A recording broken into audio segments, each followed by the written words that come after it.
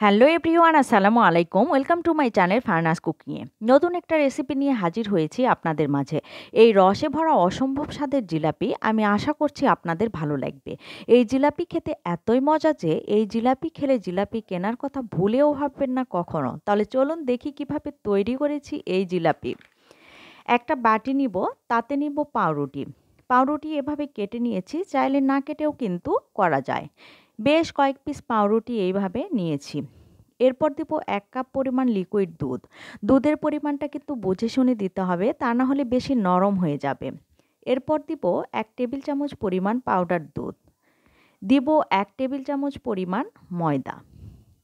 দিব হাফ চামচ baking powder. দিব হাফ চামচের অর্ধেক পরিমাণ বেকিং সোডা। এরপর হাত দিয়ে ভালো করে ম্যাশ করে নেব। এইরকম রুটির মতো গোল করে নিব। এভাবে 30 মিনিটের জন্য ঢেকে রেখে দেব। এরপর সামান্য একটু হাতে তুলে নিয়ে লম্বা দড়ির মতো করে পেঁচিয়ে জিলাপির শেপ দিয়ে দিব। ঠিক এরকম বেশ কয়েকটা জিলাপি এইভাবে আমি তৈরি করে নিয়েছি। এরপর চুলায় একটা প্যান বসিয়ে দিব। ভাজার জন্য দিব সয়াবিন তেল। তেলের মধ্যে জিলাপি ছেড়ে দেব।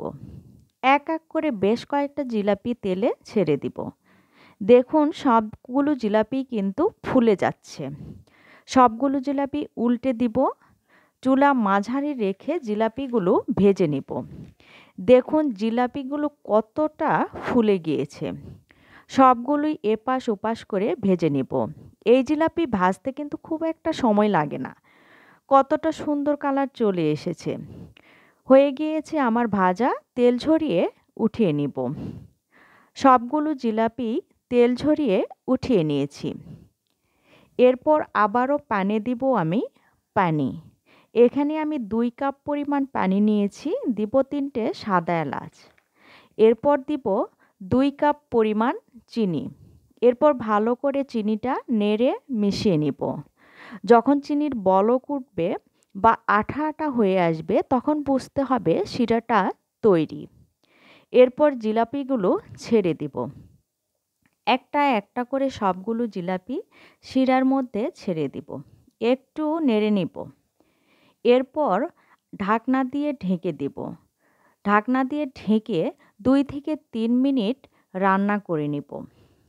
যখন ভালো করে বলক চলে আসবে তখন ঢাকনা খুলে নিব। আবারও একটু নেড়ে নিব। নাড়া হয়ে গেলে ঢাকনা দিয়ে চুলা বন্ধ করে 10 মিনিটের জন্য রেখে দিব। মাশাআল্লাহ, হয়ে গিয়েছে আমার একদমই নরম তুলতুলে রসে ভরা পাউরুটির জিলাপি।